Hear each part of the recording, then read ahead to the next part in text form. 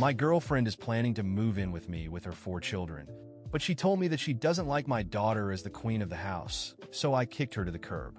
My daughter Stacy has one of the 2 rooms in my house with an en-suite bathroom. It's a largish room with a nice bay window. Obviously very nice. I've recently become engaged to my girlfriend of 3 years, Alice, and her landlord has recently hiked her rent, so we're planning to have her move in with me. She has some kids. She has 2 daughters and 2 sons. She is also pregnant, and our daughter is due in about 5 months. I've made it absolutely clear to my daughter, as a condition of getting her approval on moving my girlfriend in, that she is allowed to keep her room, and she is also allowed to have a full lock on her door. My daughter plans to go to school locally, and I have told her in no uncertain terms that she's welcome to live at home for the rest of my life, and after that she can inherit the house. I bought the house with her mother and paid it off in large part with her mother's life insurance 10 years ago, so it only seems fair. She says she's alright as long as she has her room and bathroom and is allowed to put a lock on her door. Stacy will be giving up a room she's currently using as a studio project space. She does art, videos, voiceovers, etc.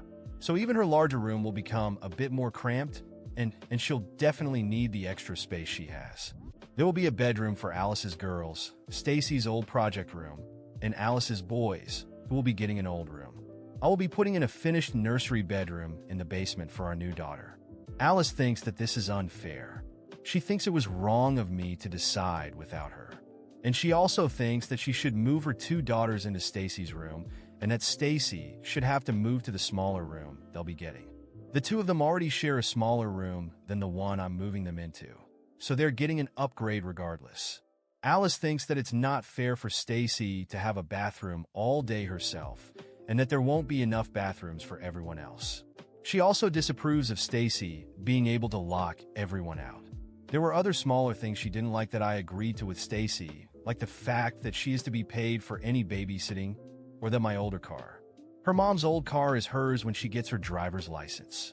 We'll have our own bathroom in the master bedroom, and the house has 3 other bathrooms besides, 1 on each floor, 1 near what will be her girls' room, 1 not far from what will be the boys' room, and 1 little basically be directly next to the newly finished room. I told Alice that my deal with Stacy is non-negotiable, set in stone, and that it's literally a condition of her even moving in. Alice is upset that Stacy and I have spaces completely dedicated to ourselves. I have my office, which I need because I work from home and have projects besides, and there aren't many other spaces to put people. I told her she could pretty much do what she wanted in the living room, but that it is what it was and there was pretty much nothing to be done about it. A bigger house is not an option unless Alice is going to start making a hell of a lot more money and buy her own bigger house. It's already a pretty big house, and housing is expensive. I told her that she was already getting a break by my only expecting her to contribute 15 or 20% to household bills. If we were doing it proportionately, it would be more like 25% to 30%. We keep separate finances, and we've agreed to a prenup. Alice just seems upset that I won't change the setup, even though there's no real way to change it. And she's accused me of treating Stacy like a spoiled little princess and letting her be queen of the house. Frankly, my daughter comes first. She's lived here all her life, and I already know it will be a big adjustment having all these other kids move in. As much as I love Alice, and as much as I want our relationship to work out, if it's a matter of choosing between the 2 of them, then my relationship with Alice is a sacrifice I'm willing to make.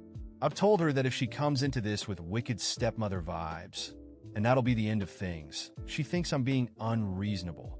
It was Friday, and Stacy texted me asking for her allowance. I was with Alice then, and I went ahead and let the subject come up. I give Stacy $100 a week. Alice thinks that this is crazy and excessive. She thinks it's improper and brought it up as an example of how she thinks I'm raising Stacy like a spoiled princess. She said as much again when I told her I was sending Stacy her allowance. But this time, Alice also asked if her kids would get the same allowance after we get married.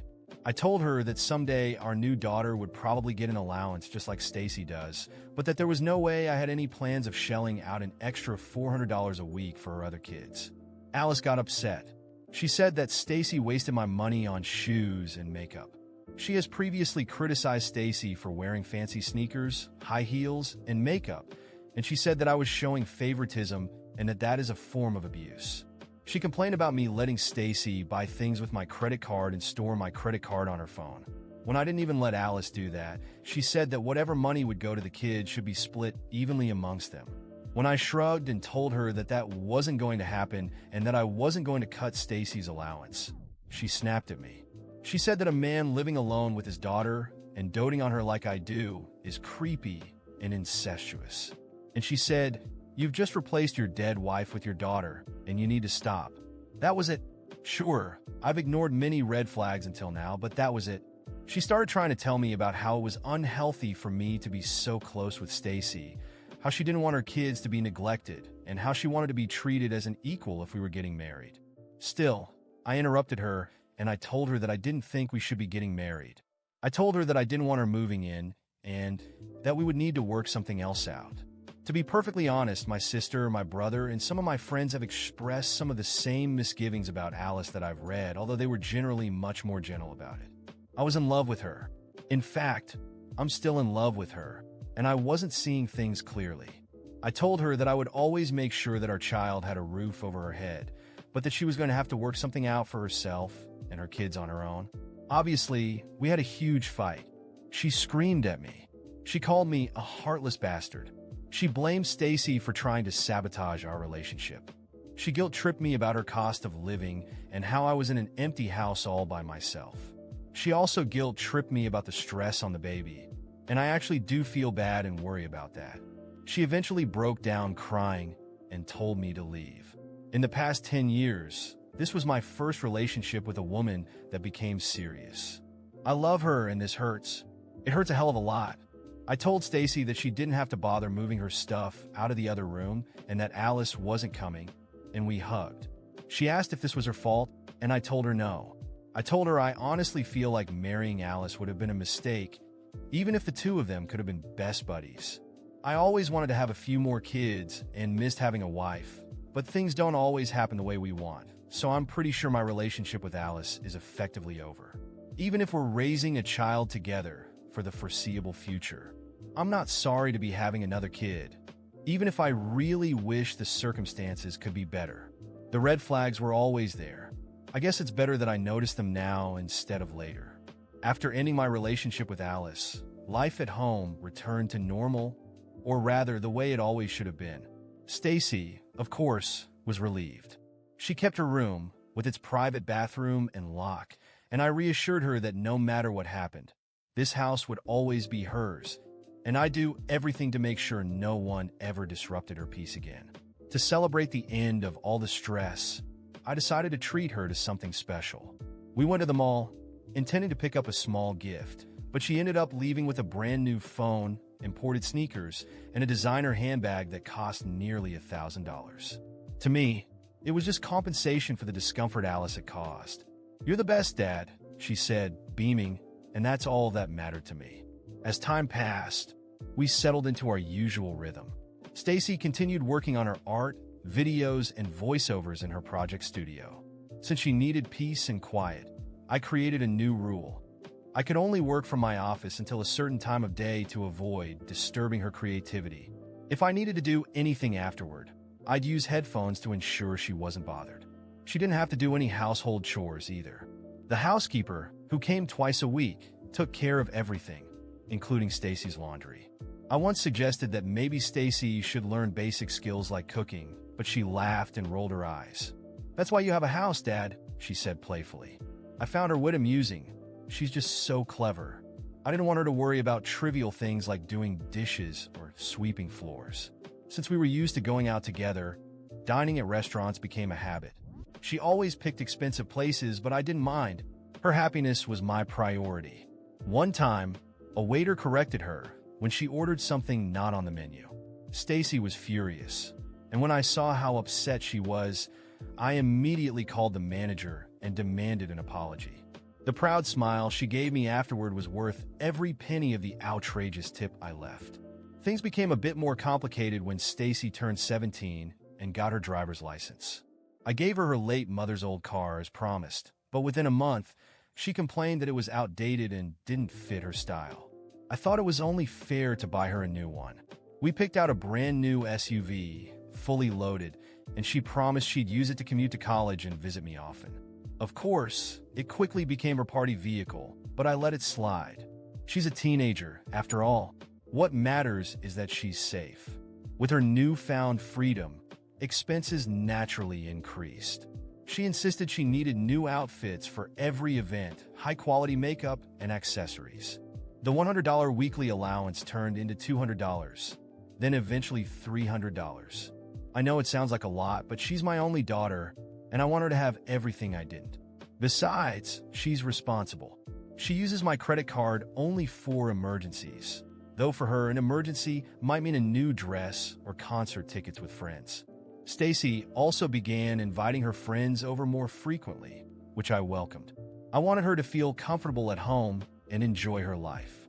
I even allowed her to use my office for private parties, as long as she told me in advance. Once, I had to cancel an important meeting because she needed the space to film a project with her friends. I didn't mind. Work can wait, but moments with my daughter are precious. As time went on, she started hinting at wanting to travel abroad alone. At first, I thought it was too soon, but after some convincing, I funded a trip to Europe for her and two of her friends. It was expensive, but worth it. Stacy came back seemingly more mature, or at least I convinced myself of that. After the trip, she mentioned wanting to live on her own. It was a bittersweet moment. The thought of her leaving gave me a lump in my throat, but I knew I had to support her. I even offered to buy her an apartment, but she laughed and said she wasn't ready to be away from me just yet. Honestly, I was relieved. She's still my little girl.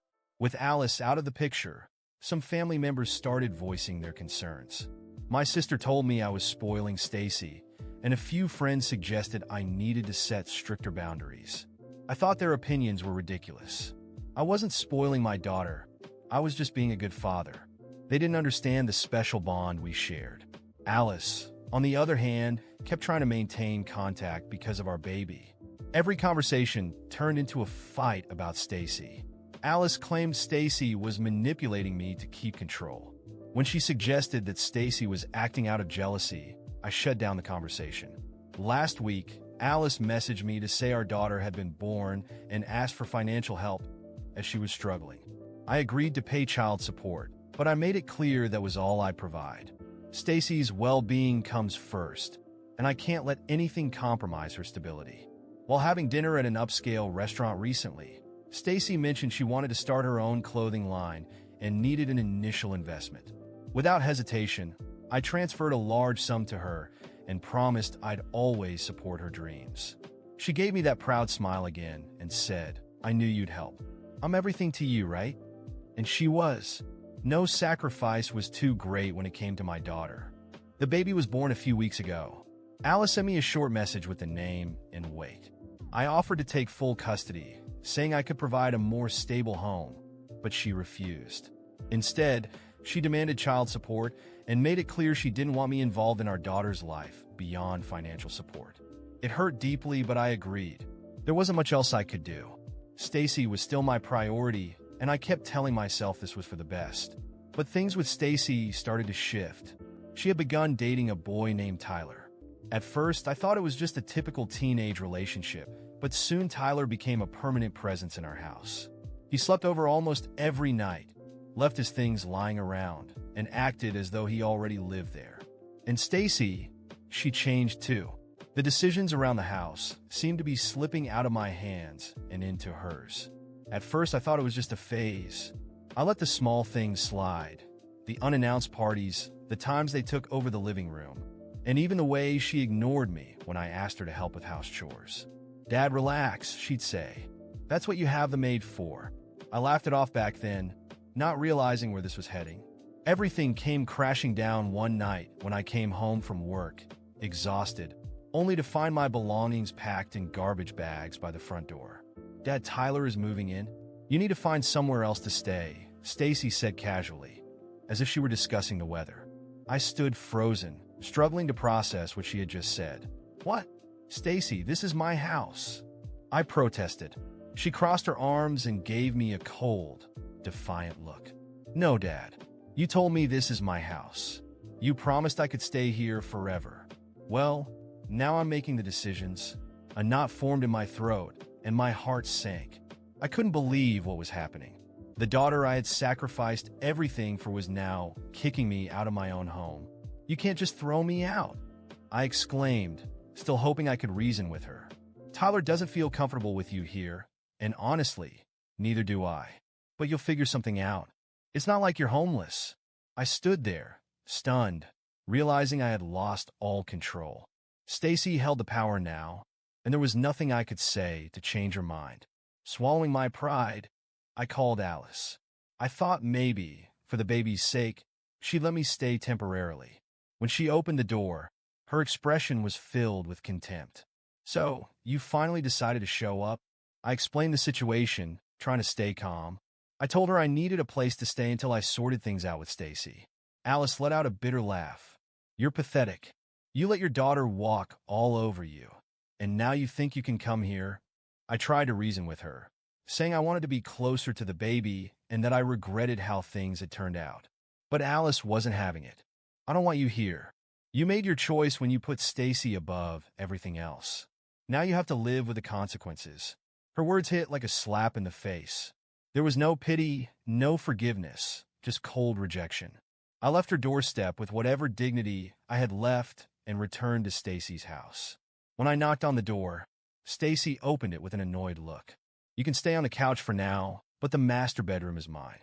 "Oh, and your bed too." The anger boiled inside me, but I swallowed it. I had no other options. Defeated, I dragged myself to the couch and tried to get comfortable. But no matter how much I shifted, sleep wouldn't come. The house that I had worked so hard to pay off felt foreign. I was nothing more than an unwanted guest in my own home. The next few days were miserable. Tyler acted like he owned the place, and Stacy made it clear that my presence was tolerated at best. Every suggestion I made was met with eye rolls or sarcastic remarks. I tried to fit in, but the message was clear: I no longer belonged here. Meanwhile, Alice only contacted me when it was time to collect child support. Her messages were short and cold. Each notification on my phone reminded me of how far I'd fallen. I couldn't bring myself to admit my mistakes. Instead, I blamed Alice. If she hadn't come into my life and disrupted everything, none of this would have happened. Stacy wouldn't have changed. This is all Alice's fault, I thought, clinging to that belief because the alternative was too painful to accept. One night, as I lay on the couch, listening to Stacy and Tyler laughing in what used to be my bedroom, the weight of everything crashed down on me. I closed my eyes, overwhelmed by a sense of loss I couldn't escape.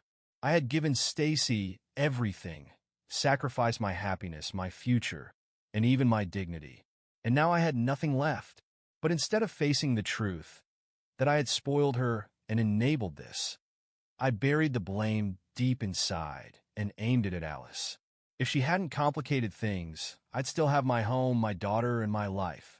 It was easier to hate Alice than to admit I had failed. As I lay on the cold, cramped couch, I realized that Stacy had taken everything from me. But the most painful part wasn't losing the house or the bed. It was realizing that the person I had sacrificed everything for no longer cared if I stayed or left.